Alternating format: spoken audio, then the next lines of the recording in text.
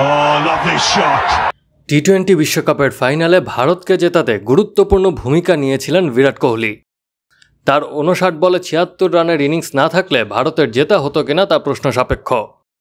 বিশ্বকাপ জিতিয়েও সমালোচনা কিছুতেই পিছু ছাড়ছে না বিরাট কোহলির।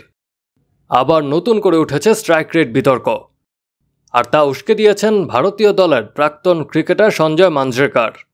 তার মতে বলারেরা ছিলেন বলে সম্মান রক্ষা হয়েছে বিরাট কোহলির। মাঞ্জরেকারের মতে কোহলি ধীরে খেলায় ভারত বিপদেই পড়তে পারত। বেশি বল খেলার কারণেই হার্দিক পান্ডিয়ার মতো আক্রমণাত্মক ব্যাটসম্যান ব্যাটিংয়ের সুযোগ পাননি। মাঞ্জরেকার বলেছেন, কোহলির ইনিংসের কারণে ভারতীয় দলের আক্রমণাত্মক ব্যাটসম্যান হার্দিক পান্ডিয়া মাত্র 2 বল খেলার সুযোগ পেয়েছে। ভারত ব্যাটিং ভালোই করেছে, কিন্তু কোহলি এমন একটা ইনিংস খেলেছে যা ভারতকে খাদের কিনারায় দাঁড় করিয়ে দিতে পারত। শেষ দিকে তাও হয়েছিল। বলারেরা এসে দলকে বাঁচিয়েছে। সঞ্জয় মাঞ্জরেকারের মতে বলারেরা দলকে না জেতালে কোহলির ইনিংস নিশ্চিতভাবেই সমালোচনার মুখে পড়ত।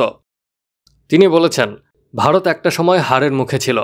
90% জয়ের সুযোগ ছিল দক্ষিণ আফ্রিকার। তারপরে ঘুরে দাঁড়ানোর কারণে কোহলির ইনিংস নিয়ে অত সমালোচনা হয়নি। কিন্তু কোহলির এই ইনিংসটি ছিল মাত্র 128 স্ট্রাইক রেটে। আমার কাছে ম্যাচের সেরা একজন বলারই। হারের মুখ থেকে ওরা জয় ছিনিয়ে নিয়েছে। Action sports.